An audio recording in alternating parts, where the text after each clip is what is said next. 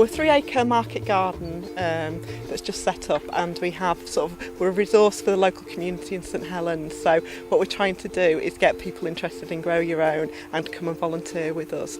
We work with community groups, we work with community centres, we work with school groups.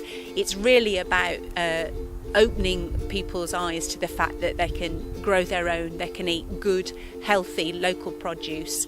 It's cost effective and it's fun to do, really. So we just want to get that passion for growing back in our community. A couple of years ago we started the Paget Community Farm, which is going really well. We've got the kids love it, chickens and rabbits and turkeys and all those sorts of things.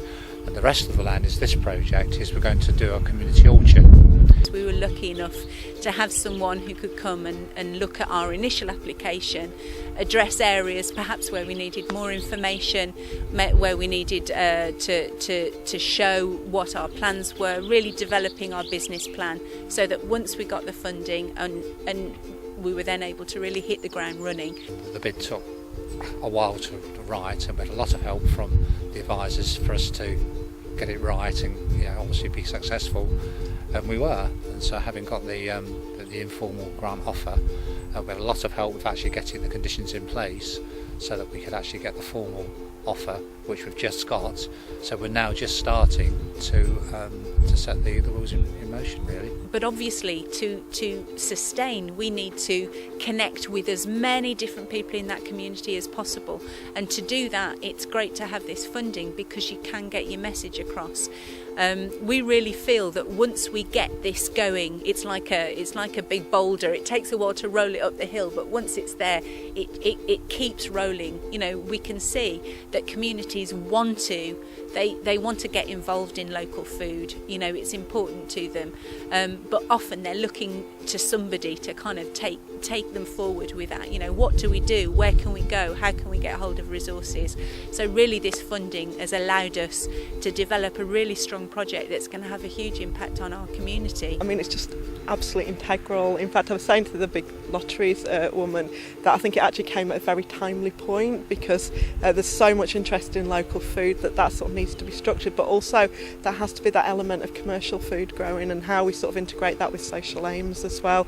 So absolutely critical. I mean, it couldn't have happened without that funding.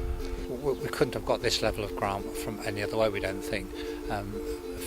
For us, to get a grant of over £90,000 for this one project is amazing. It wouldn't have happened without the help. We could have done a little bit because we also had a backup plan from National Forest would give us a few trees, but nothing like what we're going to achieve now with the lottery funding.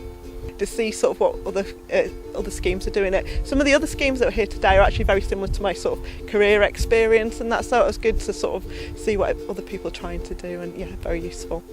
Knowing that there are people there that will help and help us as we go along, and there's a lot of expertise that we can tap into, really good, and the networking and hopefully people we've met and the colleagues we've met here today. I'm sure I'll be ringing people up and saying, how do you do this, and those sorts of things, which are really useful and needed, really. You don't feel that you're on your own.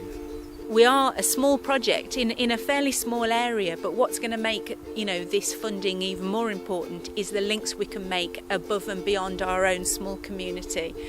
So actually there's a bit of a sea change, and I think through events like this we can actually do it. So rather than being one small community, we're actually the West Midlands, and then beyond that, the whole country.